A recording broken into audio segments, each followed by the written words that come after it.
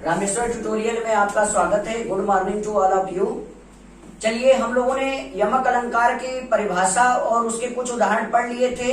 अब चलिए इसके आगे कुछ अन्य उदाहरण देख लेते हैं जो विभिन्न परीक्षाओं में पूछे जाते हैं। जैसे देखिए, यमक अलंकार के मैंने आपको कुछ एग्जाम्पल लिखे हैं। जैसे आपका पहला एग्जाम्पल है, कहे कवि बेनी बेनी व्याल की चुराई लीन्ही। जैसे अब ये एग्जाम्पल आप देखिए, इसमें आप देख रहे हैं कि वाक्य के आरंभ से लेकर अंत तक आप एक चीज गौर से देखिए कि बेनी शब्द 2 बार आया है।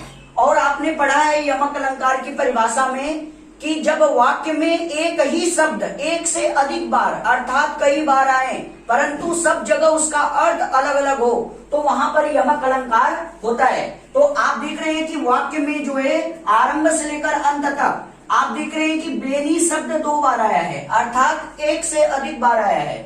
अब आप ये देखिए कि बेनी शब्द यहाँ 2 बार आया है और दोनों जगह इसका अर्थ क्या है, अलग अलग है। अब देखिए, कहे कवि बेनी, जो यहाँ पे बेनी शब्द आया है यहाँ से उसका मतलब है रामऋच बेनीपुरी। आपने रामऋच बेनीपुरी का नाम सुना है, जो एक प्रसिद्ध निबंधकार थे। अब एक चीज देखिए, यहाँ पे बेनी का मतलब रामऋच बेनीपुरी से है, जबकि यहाँ बेनी का मतलब चोटी से है और व्याल का मतलब होता है सांप। तो कहने का मतलब ये है कि यहाँ पर बेनी शब्द 2 बार आया है परंतु बेनी शब्द का अर्थ अलग अलग है। एक बेनी का अर्थ है रामऋच बेनीपुरी जबकि दूसरे बेनी का अर्थ है चोटी। तो आप एक चीज आप यहाँ पे देखिए, इस वाक्य में आपका यमक अलंकार है। व्याल का अर्थ यहाँ पे सांप होता है, तो मैं यहाँ पे इसका अर्थ आपको लिख दे रहा हूँ, व्याल का अर्थ सांप होता है। अब एक चीज देखिए, आपका दूसरा एग्जाम्पल है, ये मैंने बनाया है और मैंने अपने से बना करके इसको आपको समझाने के लिए लिखा है। अब देखिए दूसरा एग्जाम्पल है, हे माया के पुत्र माया से जागो। अब देखिए ये जो कथन है, स्टेटमेंट है, आपने the light of Asia sir Edwin Arnold का लिखा हुआ है, ठीक है, जो कि इंटर की किताबों में आपको मिलता है। एशिया का प्रकाश यानी लाइट ऑफ एशिया, उसमें देखिए गौतम बुद्ध के जीवन से जुड़ी हुई कुछ बात लिखी हुई है। तो उसी से एक मैंने जो है वाक्य लिया है यहाँ पे, हे माया के पुत्र माया से जागो। अब देखिए यहाँ पे माया शब्द 2 बार आया है अर्थात एक ही शब्द एक से अधिक बार आया है, लेकिन देखिए दोनों जगह उसके अर्थ क्या है, अलग अलग है। अब एक चीज देखिए, यहाँ पे माया का मतलब है महामाया देवी, जो कि गौतम बुद्ध की माँ है, जबकि देखिए दूसरी जगह माया का अर्थ है मोह माया, जिसको हम अधर्म या पाप कहते हैं। आप अब एक चीज यहाँ पे ये ध्यान देने वाली बात है कि इस वाक्य में आरंभ से लेकर अंत तक माया शब्द 2 बार आया है परंतु दोनों जगह उसके अर्थ क्या है, अलग अलग। कहने का मतलब है एक जगह माया का अर्थ है महामाया देवी और दूसरी जगह माया का अर्थ है मोह माया, जिसको हम अधर्म या पाप कहते हैं। तो यहाँ पे कहने का मतलब है कि गौतम बुद्ध को कहा जा रहा है कि हे माया के पुत्र अर्थात महामाया देवी के लड़के, तुम मोह माया से ऊपर उठो। तो अब एक चीज देखिए, इस वाक्य में आपका यमक अलंकार है। अब देखिए तीसरा एग्जाम्पल है, हे पुत्र उज्जवल तुम्हारा भविष्य उज्जवल है। अब एक चीज देखिए, इस वाक्य में आरंभ से लेकर अंत तक आप देखिए उज्जवल शब्द 2 बार आया है अर्थात एक से अधिक बार आया है परंतु दोनों जगह उसका अर्थ अलग अलग है। अब एक चीज देखिए, उज्जवल का यहाँ पे अर्थ है किसी लड़के का नाम है, यहाँ पे जो उज्जवल है वो किसी लड़के का नाम है और यहाँ पे जो उज्जवल है उसका मतलब है गोल्डन यानी सुनहला, अच्छा यानी किसी लड़के का नाम उज्जवल है और उसको कहा जा रहा है कि तुम्हारा फ्यूचर यानी भविष्य उज्जवल है यानी सुनहला है, अच्छा है। तो यानी कि एक ही शब्द 2 बार आया है परंतु दोनों जगह उसका अर्थ क्या है, अलग अलग है। तो इस वाक्य में भी आपका यमक अलंकार है। अब देखिए एक और एग्जाम्पल मैंने लिखा है जो कि आप ही के रामेश्वर ट्यूटोरियल के नाम पर जो है रखा गया है। अब देखिए चौथा एग्जाम्पल है आपका, रामेश्वर ट्यूटोरियल के गौरव ने जिले में गौरव हासिल किया। अब एक चीज यहाँ पे देखने वाली बात है कि वाक्य में आरंभ से लेकर के अंत तक आप देख रहे हैं कि गौरव शब्द 2 बार आया है और दोनों जगह उसका अर्थ क्या है, अलग अलग है। तो एक जगह देखिए गौरव शब्द किसी लड़के का नाम है और दूसरी जगह गौरव का अर्थ होता है प्रतिष्ठा, सम्मान, इज्जत, यानी किसी लड़के का नाम गौरव है और उसने जिले में गौरव हासिल किया यानी प्रतिष्ठा, इज्जत कमाया, इज्जत प्राप्त किया। तो इस वाक्य में भी आपका कौन सा अलंकार है, यमक अलंकार है। तो आप पहले इसका स्क्रीनशॉट ले लीजिए। रुक जाइए। चलिए इसके आगे देख लेते हैं। देखिए परीक्षाओं में यमक अलंकार से ज्यादा एग्जाम्पल पूछता है, इसीलिए मैंने आपको यमक अलंकार के उदाहरण ज्यादा करवाए हैं। अब एक चीज देख लीजिए कि यमक अलंकार और लाटानुप्रास अलंकार दोनों की परिभाषा आपने पढ़ा है और दोनों में बस मामूली अंतर होता है, और परीक्षाओं में यमक अलंकार के साथ साथ लाटानुप्रास अलंकार के भी एग्जाम्पल पूछ लेते हैं। दोनों में बहुत मान्यूट यानी बहुत ही कम अंतर होता है। लगभग आप यूं कह लीजिए कि 100 में लगभग 99% यमक अलंकार और लाटानुप्रास अलंकार एक जैसे लगते हैं। इसीलिए मैं आपको समझाने के लिए कि यमक अलंकार और लाटानुप्रास अलंकार में क्या अंतर होता है, तो मैं आपको परिभाषा और उदाहरण के माध्यम से आपको यमक अलंकार और लाटानुप्रास अलंकार में क्या अंतर होता है ये यहाँ पर समझाऊंगा। आइए देख लेते हैं। देखिए मैंने आपको नोट में पहला लिखवाया है कि जब वाक्य में आए हुए शब्दों का अर्थ समान हो, अर्थात शब्दों का अर्थ न बदले, तो वहां पर लाटानुप्रास अलंकार होता है। कहने का मतलब है कि जब वाक्य में आरंभ से लेकर अंत तक जो शब्दों की पुनरावृत्ति होती है, यानी कि एक ही शब्द कई बार आए परंतु सब जगह उसका अर्थ समान हो, यानी अर्थ बराबर हो, तो वहां पर आपका लाटानुप्रास अलंकार होता है। जैसे देखिए यहाँ पर मैंने कुछ उदाहरण लिखा है, बुरा व्यक्ति बुरा होता है। अब जैसे आपका ये एग्जाम्पल है, आप गौर से देखिए कि वाक्य में आरंभ से लेकर अंत तक आप देख रहे हैं कि एक ही शब्द 2 बार आया है, अर्थात कहने का मतलब है कि एक ही शब्द कई बार आए परंतु सब जगह उसका अर्थ समान हो। आप देखिए बुरा जो शब्द है वो 2 बार आया है, लेकिन आप देख रहे हैं कि बुरा का यहाँ पर मतलब होता है दुष्ट, खराब या गंदा, और यहाँ भी बुरा का अर्थ होता है दुष्ट, खराब या गंदा।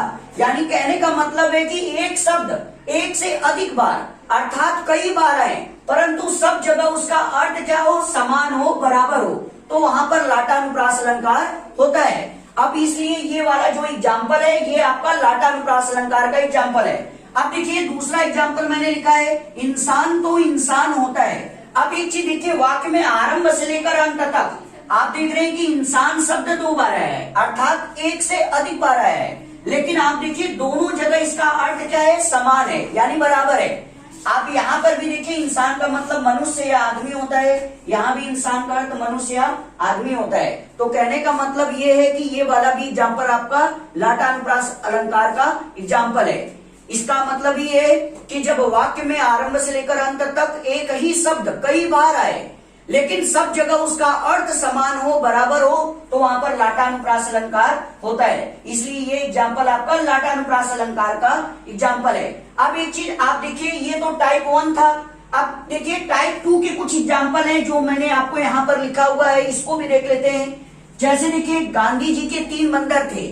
आपने ये स्टेटमेंट कथन बहुत पहले से चलते और सुनते देखते चले आ रहे हैं। उसमें आपने देखा है कि बुरा मत देखो, बुरा मत सुनो, बुरा मत कहो। आपने ये उक्ति सुनी हुई है। अब एक चीज देखिए, वाक्य में आरंभ से लेकर के अंत तक आप देख रहे हैं कि बुरा शब्द कितनी बार आया है, 3 बार आया है। अब एक चीज यहाँ पे देखिए, बुरा शब्द जो है एक ही शब्द है लेकिन एक ही शब्द कई बार आया है, लेकिन ये देखिए कि एक उसका सब जगह अर्थ समान है, यानी यहाँ भी बुरा का अर्थ गंदा है, यहाँ भी बुरा का अर्थ गंदा है, यहाँ भी बुरा का अर्थ गंदा है। तो कहने का मतलब एक शब्द कई बार आए परंतु सब जगह अर्थ समान हो, तो वहां पर लाटानुप्रास अलंकार होता है। अब देखिए टाइप 2 में आपने देखा कि टाइप 1 में केवल एक ही शब्द जो है रिपीट कर रहा था, लेकिन टाइप 2 में आप देख रहे हैं कि 2 शब्द रिपीट कर रहे हैं। आपने देखा कि बुरा शब्द कितनी बार आया है, 3 बार आया है, लेकिन यहाँ पे देखिए मत जो शब्द है वो भी 3 बार आया है। देखिए मत और यहाँ पे मत, तो यहाँ पे मत का अर्थ क्या है, नहीं, यहाँ भी मत का अर्थ है नहीं, यहाँ भी मत का अर्थ है नहीं। तो कहने का मतलब है कि एक शब्द हो चाहे एक से अधिक शब्द हो, लेकिन सब जगह उसका अर्थ समान रहेगा, तो वहां पर लाटानुप्रास अलंकार है। तो यहाँ पर आप देख रहे हैं कि बुरा भी 3 बार आया है, मत शब्द भी 3 बार आया है, लेकिन सब जगह देख रहे हैं कि उसका अर्थ क्या है, समान है। तो ये एग्जाम्पल आपका लाटानुप्रास अलंकार का एग्जाम्पल है। अब देखिए दूसरा एग्जाम्पल मैंने लिखा है जो कि कबीरदास जी का एक प्रसिद्ध दोहा है, कपलेट्स है। बुरा जो देखन मैं चला, बुरा न मिलिया कोई, जो दिल खोजा आपनो, मुझसे बुरा न कोई। अब एक चीज देखिए, वाक्य में आरंभ से लेकर अंत तक आप देख रहे हैं कि एक ही शब्द, यानी बुरा शब्द कितनी बार आया है? 3 बार आपका आया है। और हर जगह आप देखिए ध्यान से कि बुरा शब्द का हर जगह एक ही अर्थ है, यानी यहाँ भी बुरा का अर्थ गंदा है, यहाँ भी बुरा का अर्थ गंदा है, यहाँ भी बुरा का अर्थ गंदा है। यानी एक शब्द एक से अधिक बार अर्थात कई बार आया है, परंतु सब जगह उसका अर्थ समान है। इसलिए ये भी एग्जाम्पल आपका लाटा अनुप्रास अलंकार का एग्जाम्पल है। अब देखिए नोट में मैंने आपको यहाँ पे नीचे लिखवा दिया है, आप इसको लिख लीजिएगा।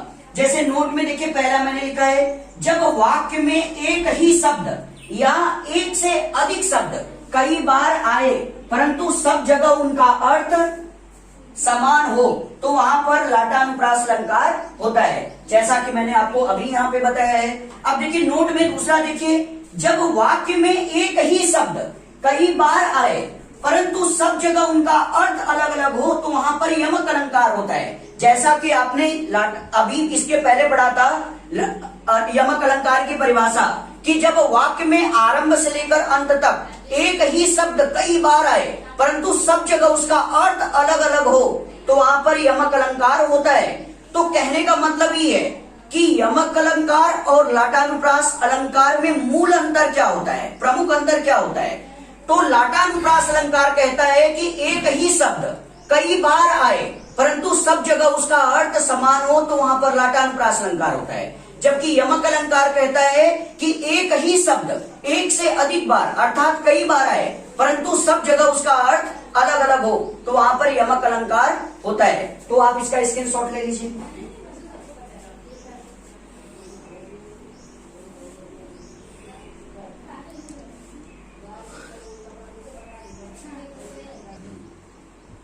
चलिए इसके आगे देख लेते हैं। आपने यमक अलंकार पढ़ा, लाटानुप्रास अलंकार पढ़ लिया है।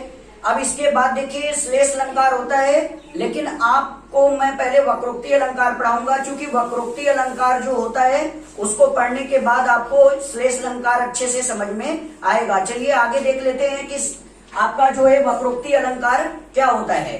तो आप यहाँ पर ये देखिए कि वक्रोक्ति शब्द जो है, आप एक चीज देखिए, वक्रोक्ति शब्द का आप जब संधि विच्छेद करेंगे तो क्या होगा? आप देखिए वक्रोक्ति शब्द में सबसे पहले आप देखिए कि कौन सा परिचित शब्द है, सार्थक शब्द क्या है। तो आप देख रहे हैं कि वक्रोक्ति शब्द में आगे देख रहे हैं कि वक्र सार्थक शब्द है। आपने वक्र शब्द को गणित में सुना होगा, वक्र को कर्व कहते हैं। कर्व का मतलब होता है जिगजैग लाइन, टेढ़ी मेढ़ी रेखा। तो यहाँ पे देखिए कि वक्रोक्ति में वक्र सार्थक शब्द है। तो जब सार्थक शब्द को ढक लेंगे तो देखेंगे ओ की मात्रा बचेगी, और आपको पता है ओ की मात्रा गुण संधि में जाती है। अब एक चीज देखिए, वक्र सार्थक शब्द हो जाएगा, वक्र प्लस उक्ति हो जाएगा। तो इसका मतलब है वक्रोक्ति शब्द जो है दो शब्दों से मिलकर के बना है, यानी कि वक्र प्लस उक्ति। तो इसमें कौन सी संधि है? गुण संधि है। अब एक चीज देखिए कि वक्र शब्द का अर्थ क्या होता है? वक्र शब्द का गणित में अर्थ होता है टेढ़ी मेढ़ी रेखा, कर्व, यानी जिगजैग लाइन। लेकिन देखिए हिंदी में क्या होता है? हिंदी में वक्र का अर्थ होता है घुमा फिरा करके, यानी गलत तरीके से।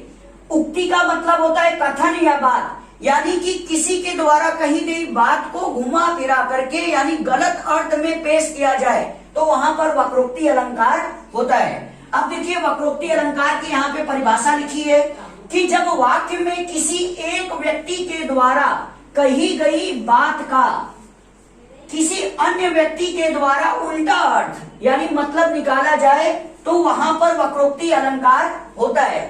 यानी कहने का मतलब है कि जब कोई एक व्यक्ति कोई बात किसी दूसरे व्यक्ति से कहता है तो दूसरा वाला व्यक्ति पहले व्यक्ति के द्वारा कही गई बात का उल्टा मतलब निकाल ले तो वहां पर आपका वक्रोक्ति अलंकार होता है। अब देखिए वक्रोक्ति अलंकार के कुछ एग्जाम्पल है, उदाहरण है जो मैंने आपको यहाँ पर लिखे हैं। अब इसको हम आपको समझाते हैं। अब देखिए इसमें एक टाइप 1 है कि अनेकार्थी शब्द के रूप में, यानी कि वक्रोक्ति अलंकार जो होता है वो अनेकार्थी शब्द के रूप में भी आता है। अब देखिए अनेकार्थी शब्द क्या होता है? यानी वो शब्द जिसके एक से अधिक अर्थ यानी कई अर्थ निकलते हैं उसे अनेकार्थी शब्द कहते हैं। अब एक चीज देखिए यहाँ पे एक एग्जाम्पल मैंने लिखा है, कौन द्वार पर राधे मैं हरि, क्या वानर का काम यहाँ। यानी ये जो एग्जाम्पल है इसमें एक चीज आप गौर से देखिए कि यहाँ पे देखिए हरि शब्द आया है, और आपको पता है ये जो हरि शब्द होते हैं ये अनेकार्थी शब्द होता है। यानी हरि शब्द के एक से अधिक अर्थ अर्थात कई अर्थ होते हैं। पहले आप देख लीजिए कि जो हरि अनेकार्थी शब्द है इसके कितने अर्थ होते हैं। तो हरि के अर्थ देखिए बंदर होता है, मेढक होता है, सांप होता है, हिरण होता है, हंस होता है, किरण होता है, विष्णु जिसको कृष्ण कहते हैं, ब्रह्मा होता है, शिव होता है, सूर्य होता है। यानी हरि अनेकार्थी शब्द है, इसके कई अर्थ होते हैं। लेकिन इस वाक्य में हरि शब्द का अर्थ किससे लिया गया है इसको हम देख लेते हैं। अब देखिए ये जो प्रसंग है, ये जो उदाहरण है, ये उदाहरण कब का है? ये उदाहरण तब का है जब माता राधा कृष्ण भगवान से यानी हरि से रूठी हुई होती हैं। तो कृष्ण भगवान जो है उनको मनाने के लिए उनके घर जाते हैं। तो क्या होता है, दरवाजा बाहर से बंद होता है, तो दरवाजा को वो खटखटाते हैं। तो माता राधा उनसे पूछती है कि कौन द्वार पे खड़ा है। तो कृष्ण अपने आप को कहते हैं, अपना नाम बुला करके कहते हैं कि मैं हरि खड़ा हूँ। लेकिन राधा माता ने कृष्ण भगवान जो कि पहले व्यक्ति हैं उनके द्वारा कही गई बात को उल्टा अर्थ निकाल लिया। यानी कि हरि का अर्थ विष्णु होता है, कृष्ण होता है, लेकिन राधा माता ने हरि का अर्थ आपका बंदर से लगा लिया। तो इसका कहने का मतलब है कि कृष्ण भगवान ने अपना परिचय हरि के रूप में यानी कृष्ण के रूप में दिया, लेकिन राधा माता ने हरि का अर्थ किससे लगा लिया? बंदर से लगा लिया। तो कहने का मतलब यही है कि जब किसी एक व्यक्ति के द्वारा कही गई किसी बात का किसी अन्य व्यक्ति के द्वारा उसका गलत अर्थ यानी उल्टा मतलब निकाल लिया जाए तो वहां पर आपका वक्रोक्ति अलंकार होता है। तो यहाँ पे हरि का अर्थ वास्तव में कृष्ण से है, लेकिन यहाँ पे राधा माता ने हरि का अर्थ किससे लगा लिया? बंदर से लगा लिया, इसलिए यहाँ पर वक्रोक्ति अलंकार है। इसके आगे भी कई एग्जाम्पल अभी देखेंगे, पहले आप इसका स्क्रीनशॉट ले लीजिए।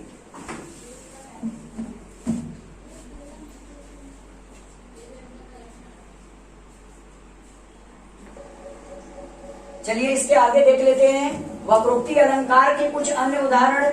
जैसे देखिए, कौ हो घनश्याम यहाँ मैं तो कीतो बरसों जाई। ये देखिए जो उक्ति है ये रत्नाकर कवि के द्वारा लिखी गई है। ये जो प्रसंग है यानी कथन है वो राधा माता और कृष्ण भगवान के बीच का है। राधा माता ठीक है अपने घर पे थी, तो कृष्ण भगवान उनसे मिलने के लिए गए। तो कृष्ण भगवान ने कहा कि मेरा नाम घनश्याम है, लेकिन राधा माता ने क्या उसका अर्थ लगाया? घनश्याम का अर्थ उन्होंने जो है बादलों से लगा लिया। यानी कहने का मतलब है कि जब कोई एक व्यक्ति कोई अपनी बात कहे तो दूसरा वाला व्यक्ति उसका उल्टा मतलब निकाल ले, तो वहां पर आपका वक्रोक्ति अलंकार होता है। जैसे यहाँ कृष्ण भगवान ने माता राधा से कहा कि मेरा नाम घनश्याम है, लेकिन राधा ने उसका अर्थ कृष्ण से न लगा करके काले बादलों से लगा लिया, तो यहाँ पर वक्रोक्ति अलंकार हो गया। अब जैसे देखिए यहाँ पे जो घनश्याम शब्द है ये आपका अनेकार्थी शब्द है, यानी इसके एक से अधिक अर्थ होते हैं। तो कृष्ण भगवान ने अपना नाम घनश्याम बताया, लेकिन राधा माता ने घनश्याम का अर्थ कृष्ण से न लगा करके किससे लगा दिया? बादल से लगा दिया।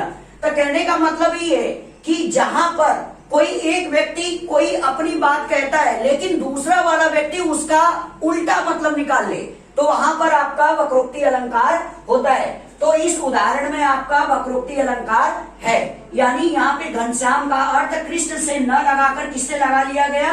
बादल से लगा लिया। और बादल क्या होता है? बरसों का मतलब होता है बरसना, तो ये आपका वक्रोक्ति अलंकार है। अब इसके आगे देखिए टाइप सेकंड, ये तो टाइप 1 था। अब टाइप सेकंड को गौर से देखिएगा, एकदम ध्यान से देखिएगा, क्योंकि टाइप सेकंड जो है वो दिखने में आपका लाटा अनुप्रास अलंकार के जैसा दिखाई देता है, तो इसलिए टाइप सेकंड को आप अच्छे से देखिएगा। जैसे देखिए टाइप सेकंड मैंने यहाँ लिखा है लाटा अनुप्रास अलंकार की भांति, जो दिखने में तो लाटा अनुप्रास अलंकार लगता है, लेकिन इसमें कुछ अंतर होता है जो इसको लाटा अनुप्रास अलंकार न बना करके वक्रोक्ति अलंकार बना देता है। जैसे देखिए ये एग्जाम्पल है, मान लीजिए कोई पिता है, वो अपने बेटे से क्या कहता है कि बेटा खेलो कूदो मत पढ़ो।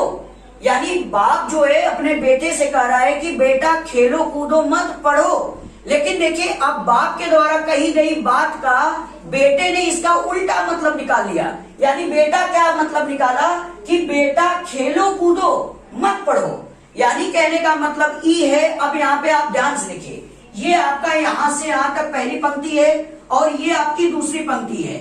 आप ध्यान से देखिए कि पहली पंक्ति में जो बात बाप के द्वारा बेटे को कही गई है, जो बात कही गई है उसका जस्ट उल्टा अर्थ जो है बेटे ने उसका लगाया। यानी बाप कह रहा है कि बेटा खेलो कूदो मत पढ़ो, लेकिन बेटा ने उसका अर्थ लगा लिया कि बेटा खेलो कूदो मत पढ़ो। तो इसका मतलब है कि पहली पंक्ति सकारात्मक है, सकारात्मक कथन है, यानी पॉजिटिव है। जबकि पहली पंक्ति का जस्ट उल्टा आपका दूसरी पंक्ति है, यानी दूसरी पंक्ति नकारात्मक कथन है, यानी निगेटिव स्टेटमेंट है। तो अब एक चीज यहाँ पे ध्यान दीजिएगा, लाटा अनुप्रास अलंकार और वक्रोक्ति अलंकार में मामूली अंतर यानी थोड़ा सा अंतर होता है। आपने देखा होगा कि लाटा अनुप्रास अलंकार में पहली पंक्ति और दूसरी पंक्ति या तो दोनों पॉजिटिव होंगे, या तो दोनों सकारात्मक होंगे, या दोनों नकारात्मक होंगे। लेकिन जब आप वक्रोक्ति अलंकार में आएंगे तो देखेंगे कि हमेशा जो पहली पंक्ति होती है ये हमेशा पॉजिटिव होती है, यानी सकारात्मक होती है। अर्थात इसमें जो बात कही जाती है पहली पंक्ति में उसका जस्ट उल्टा जो है आपको दूसरी पंक्ति में कही जाती है। तो ये अंतर होता है आपका लाटानुप्रास अलंकार और वक्रोक्ति अलंकार में। ऐसे तो देखने में आप देखेंगे ये आपको क्या लगेगा, आपको लाटानुप्रास अलंकार ही लगेगा। लेकिन दोनों में बस यही अंतर है कि लाटानुप्रास अलंकार में दोनों पंक्ति या तो सकारात्मक होगी या नकारात्मक होगी। लेकिन जब वक्रोक्ति अलंकार में आएंगे तो एक सकारात्मक होती है और दूसरी नकारात्मक होती है। अर्थात इस एक पंक्ति में जो बात कही जाती है इसका उल्टा दूसरी पंक्ति में हो जाता है। तो ये आपका अंतर होता है वक्रोक्ति अलंकार और लाटानुप्रास अलंकार में, ये अंतर होता है। आप इसका स्क्रीनशॉट ले लीजिए।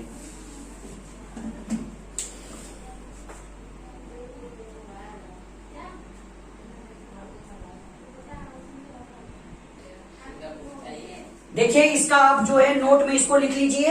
यहाँ पर मैंने अच्छे से समझाया है कि लाटानुप्रास अलंकार और वक्रोक्ति अलंकार में थोड़ा सा अंतर क्या होता है, उसको यहाँ मैंने नोट में आपको समझाया है। देखिए जब वाक्य की दोनों पंक्ति सकारात्मक या नकारात्मक हो तो वहां लाटानुप्रास अलंकार होता है। कहने का मतलब कि जब वाक्य की दोनों पंक्ति या दोनों सकारात्मक हो या दोनों नकारात्मक हो तो वहां लाटानुप्रास अलंकार होता है। लेकिन जहां पर जब वाक्य की एक पंक्ति सकारात्मक यानी पॉजिटिव और दूसरी पंक्ति नकारात्मक यानी निगेटिव हो तो वहां पर वक्रोक्ति अलंकार होता है। तो आप इसको अच्छे से समझ लीजिए, अच्छे से ध्यान दीजिएगा कि ये अंतर आपका लाटानुप्रास अलंकार और वक्रोक्ति अलंकार में होता है। अगर दोनों पंक्ति पॉजिटिव या दोनों निगेटिव तो लाटानुप्रास अलंकार, एक पॉजिटिव एक निगेटिव तो आपका वक्रोक्ति अलंकार होता है। आज के लिए बस इतना। जय हिंद।